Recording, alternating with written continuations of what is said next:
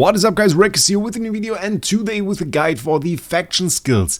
I want to answer the question, which one of those faction skills you should pick, what they do, what they're good for, some details you might have missed, and how you want to approach the upgrading so that you get the most out of your faction skills and don't miss up on any single bit of power. Furthermore, in 6 hours 28 minutes we will have the Plague Creeper, so if you watch this guide before this guy's live, that's actually perfect because you will be able to use the faction skills against him, and it will be quite important to choose the right one. So starting off, what do you need to know about this? Well, faction skills are the power mechanic of this season. We have one for every single faction, and Celestial and Hypergen shares the same tree. So 5 trees in total, and all of those grant pretty major power boost to the fights where they are active in. Personally, I went for Wilder and Lightbearer, but that might change or might be different for every single one of you depending on the heroes you own, but we'll go in detail over that in a second. So, how do they work? Well, you basically get a skill tree for every single faction.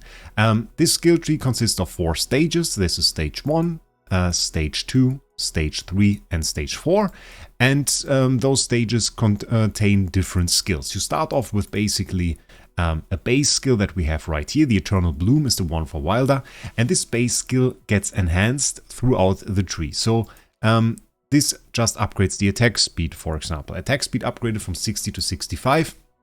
And we can see in the original description of the skill it was 60. And some minor upgrades like this you will find throughout the tree, but there are also some that really add to the effect. We can take this one, for example. Increases the Prime Carrier's normal attack damage to enemies more than 3 tiles away by 20. This is an effect that was not in the main skill before, but with this node you will get this skill in your skill tree. Furthermore, there is one major skill that you really want to see. This is in the second stage, and this will grant you an extra talent buff tile. What is a talent buff tile? Well, this is what really makes the magic happen. This is the tile that gives you the power. If we go into the talent trials, which is one of the game modes where we have the faction skill, you can see there are 2 shiny tiles here. One shiny tile is the base one that you get when you just activate the faction skill for the first time as well. And then this second one is unlocked by using a skill on the stage 2 of the tree that we just saw. So that with that you have 2 tiles. How do you even get a tile? Because when you go in there it might look like this, no tile at all. Well, you have to put 3 heroes of the same faction into the battle. And unlike faction bonus that we know from the base season and the last season, adding like a Celestial or Hypergen hero to that won't grant you any boost. You can see it's 1 Wilder, 2 Wilder, and a Hypergen hero. Still, we got no faction boost whatsoever. So we need a real Wilder hero to get the 3rd Wilder hero. And once we do that, we see the talent tiles are activated. Whichever hero you place on that talent tile is considered the prime carrier, which is a term we just saw in the skill. So once we place it on there, Arden would now be a prime carrier. Same for Iron now, because we placed him on the second tile. And for those prime carriers, they get the ability that we saw here, loses 50% of HP and gain a shield is the ability for Wilder. Every single faction has one. So this is not the only thing that we have to see. Not only do we have this side where we see an effect, we also have the enemy side. And the enemies also do get an effect, and it is this one. Takes 40% more damage from enemy prime carrier, gains resistance to HP reducing effect. So, this first part is really the major thing. Every single prime carrier will deal 40% more damage to the enemies. And this will be the same thing for bosses as well. Take Glyphshade, for example. Glyphshade, the guild boss, also takes 40% more damage from prime carriers. So whichever hero you place on those fields will deal 40% more damage. In the situation, it could be something like Odie or not. You can not only place the heroes from the same faction there, but I could also place my Odie on this tile, and even though this is the Wilder faction boost, he would profit from that and deal 40% more damage, and of course get the effect from here. Which is an insane way to enhance the power of your damage dealer, so definitely keep that in mind if you are in a stage where you can use faction talents. Which faction talent should you choose now? Well, we already saw that I used the Wilder one. This is for a pretty easy reason. Wilders are pretty commonly used to clear AFK stages in this season. We see the Iron Ulmus team fairly regularly. I can show it to you actually. We can watch a fight. Even though I'm pretty capped, so we'll probably lose. Something like this is used quite often with an Arden, a Carolina, a Roan, an Iron, and Ulmus, sometimes variations of this. And this is a pretty effective team, and with some extra damage on that, well, that is definitely very nice and will allow you to clear a whole lot more stages. When I unlocked the extra faction tile for the first time, I think I cleared 60 stages in a row or something, and you can see it's a pretty effective team. Definitely destroying the enemies there. Might still lose though. Sometimes that happens. Do an ult, please. Can we win? Hopefully. Yeah, but doing pretty massive damage. We are on stage 351 after also. I pushed a little bit even though I was lazy yesterday. Pretty strong. And those heroes definitely deal damage. You can see how little damage those enemies actually dealt, and that's really the magic of this team. So Wilder was really my first choice. But I also have the heroes for that. You kind of want an Iron, you want an Ulmus, you want one more good hero, and probably an Arden would be nice, Lily May could work, something like this. And this is the base for it. If you say, okay, I mainly push AFK stages with a Mauler team, maybe you use a strategy with Smokey, Brutus, and Odie, it's alright as well. In this situation, you will probably go for Mauler. So the first talent doesn't really depend too much on the power of it.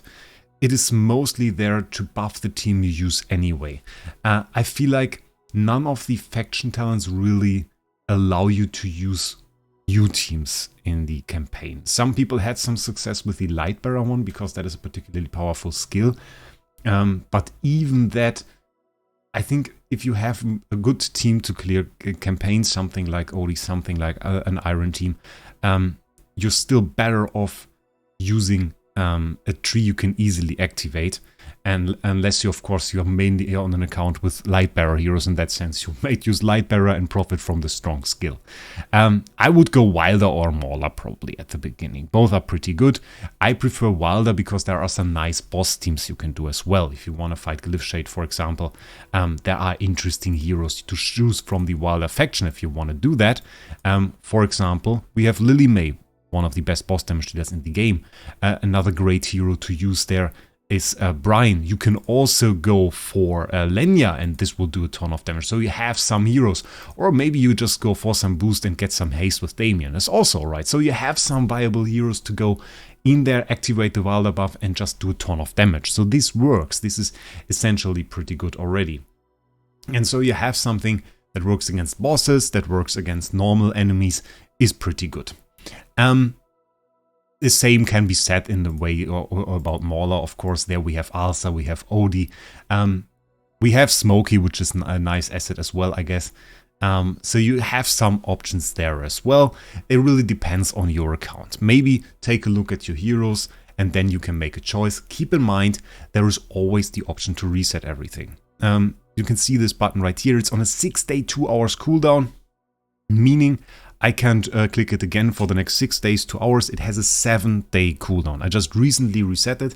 Why did I reset it? Because we are now at the point where I want to talk about how you can get the most out of your faction talent tree. And this is exactly what I did. I optimized my faction talent tree because I noticed, well, this is really strong. Stage 2 extra talent buff tile. So I wanted to have it on Lightbearer as well because I wanted to try a Lightbearer team to fight bosses in battle drills. So I checked and I saw, okay, I can do better than what I did because I buffed this one to level 10 and then I tried out some other stuff and I didn't really optimally approach this. Because the way you want to do it is you want to consider, well, one thing really. Once you fill up the first stage till this point, the game asks you to activate 40 talents of any faction to unlock. And, well, you will quickly notice that this stage is not enough to do that. So you have to go into trees of other factions as well to get to the next stage. And what you can do is you can go for the cheap skills. The cheap skills are the one that are up on the tree. Those cost 35. They are very, very cheap. Then you can go for this one, which is 90, and then you have another one for 35. So I basically upgraded my Graveborn faction like this. This is just to fulfill this requirement. And this last one would be 220, so very, very expensive. Before I do that, I will do the same that I did on the other factions here. Get this one, get this one, get this one, and get this one. And only then I will go further. I focused on these two factions in general, on Wilder and on Lightbearer. Those were my two main factions. And for those, I went for stage 1. I first just went on the left way to get the damage perks. Left side is usually damage. I don't think there's something else on any other faction. You can see, no, it's always the sword here that grants you attack. So left side is really the damage granting side, and the right path grants you defensive perks. You can see it's a shield here, it's fist death there.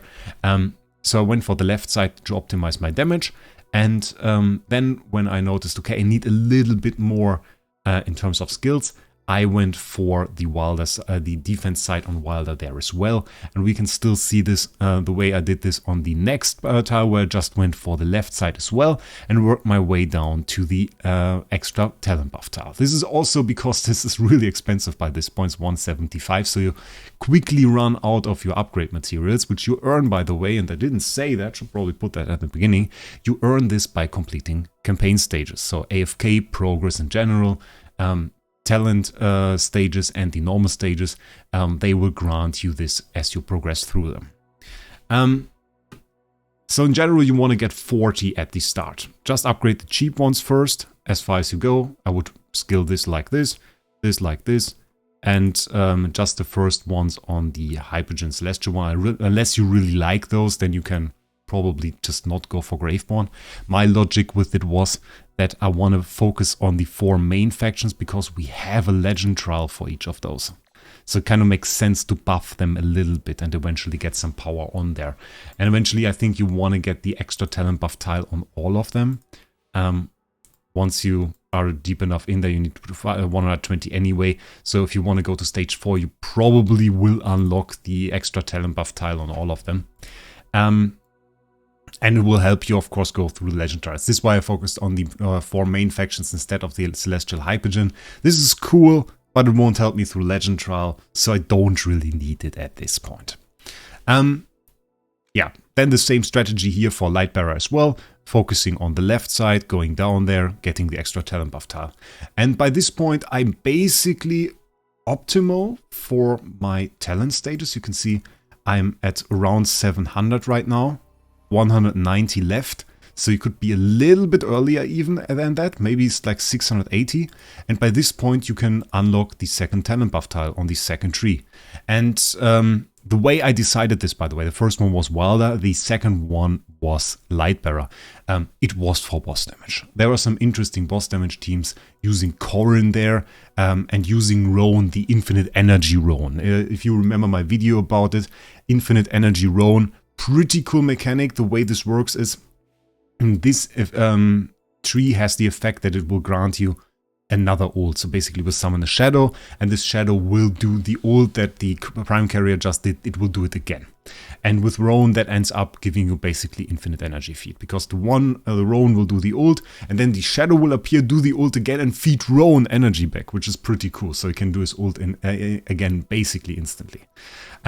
And all heroes around that get their ults all the time, and this is really an insane way to gain extra damage, and is worthwhile, especially in battle druids. There were some insane clips where people got like 100 billion damage or something, which is super insane, and definitely want to make use of that. So that's why I went for Lightbearer second, but as I said, you are pretty free with that. Once a week you can reset it all and go back to whatever tree you desire. So that is really the main thing. In terms of power between skills, maybe also something we should talk about. I think Lightbearer is the most powerful one. The extra ult, I think, is the most powerful thing that we have in there. I think Wilder is pretty good. We get extra attack speed here, which is nice. I have to say, I was struggling with Graveborn. Like, Graveborn in theory seems pretty cool. Because we get like attack on the Prime Carrier. Getting attack on a Prime Carrier is a pretty good thing, actually, because, well, this is most often a damage dealer, so getting more stats on the damage dealer is kind of nice. But I really haven't seen this in use yet. Was hoping somebody would test it, so this is a little bit, yeah, difficult. So it gives you 17% of the stats of another hero. Which, I mean, the question really is, if your damage dealer is the highest upgraded hero and the other hero is lower, then it's probably not really worth it. And you're better off with just a regular attack buff. So I'm kind of conflicted about Graveborn. The Mauler one seemed pretty cool on paper because you get a hero and that hero gets teleported into the area with the most enemies. But they are so often, those enemies ignore your hero and just run towards your team, that it doesn't really work out just putting Brutus on there, teleporting him into the enemy team to just distract them a little bit. Because so often you just get a hit before he's even teleported. That I found that quite annoying, I have to say. Also, every single hero on an AFK stage that you teleport into the middle of the hero is either Brutus or dead. So, yeah, make out of that what you want. I'm not particular fan of the Mauler one. I would say it's Lightbearer, it's wilder than probably Graveborn, because it has some potential. And then I would say Mauler, even though Mauler has good heroes to be viable. Celestial Hypergen is fairly interesting. There is one thing you should know about this one. This is actually not the same as on every other stage. On every other stage, this is the extra talent buff tile and nothing else, just a regular talent buff tile. On this one, it is an extra dark talent buff tile. They actually gave this a separate skill. There are 2 different skills in here. And I think this will be fancy. I think we will see some teams with that. So I think it could be interesting. But as it seems, we are progressing through those faction skills at a fairly decent pace, so you will eventually be able to upgrade them. And I think in the early stages that we are now of this season, it is just important to focus on progressing game modes. And for this, the first imperative is you want to go for AFK stages, which is why I chose Wilder. Then you want to go for probably some bosses, and in general, you want to focus the rest on allowing you to pass Legend Trial, which is why I have 8 in each of those. And the Celestial Hypergen stuff, that is something that if you want to do it, and if you are far enough in like maybe 2, 3, 4 weeks, then you just reset it and try it out. And then it will be all right. Which game modes can you use the faction skill in? Maybe this is something that we should probably answer. Well, you can use them in, not in regular stages, but you can use them in the talent trials. In terms of game modes, they are not available in Dream Realm, which I'm quite sad about, I'll have to say that. Not available in Arena either. They are available in Duelist Trials, but they did some strange thing there. You don't get the regular skill. We can't click battle. That is quite sad. You get a random one. So not like a random one, they are associated with the stage. So even without setting any hero, there is already a talent tile in there. And this talent tile might be for Mauler or something. So you have to look which skill is active. This is the way it works there. Supreme Arena, same rules. 3 heroes of the same faction will activate your talent tile, whichever talent tile you choose. It is in there, all available. Pretty cool. I love it.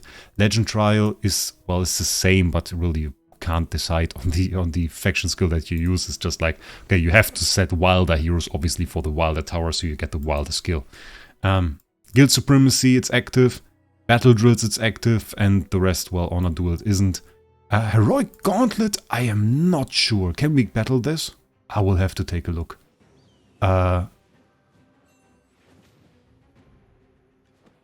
It is not. Interesting. Okay, I didn't know that. I didn't take a look at it the first time I did it. Okay, we don't have a faction skill there. We have the regular aura. I could have looked at the top left, actually. It will say you there. It will tell you there, by the way. So, like, if we go into the regular talent trial, you can see there is instantly the symbol for the faction talents there, and on the enemy side we see the extra 40% for the damage. So, yeah. And this is really all you need to know about the faction skills. That is all I can tell you right now. I took my time with this video. I didn't instantly want to make a guide for it, just because I didn't feel it was appropriate. I wanted to learn about those skills. I wanted to use them. I wanted to experience them a little bit and then tell you about that. And I didn't feel like it would be a great way to rush it out, just because it is resettable. So whatever you do at the start, if you do a mistake, we can fix it. And so, yeah, now a guide. I hope it helps you. I hope it can support you a little bit. Make sure you activate those faction talents because they are super powerful. They grant you 40% more damage. Put your damage dealers on them and don't waste points. Make sure you get to especially the strongest node that we have in there, which is this one, as fast as you can. This is really your main imperative while going through this. So, I hope you enjoyed the video. If you did, make sure you subscribe to the channel. And with that, I wish you a great day. We'll see us in the next one. And later in the guide for the Plague Bearer. But don't forget about that.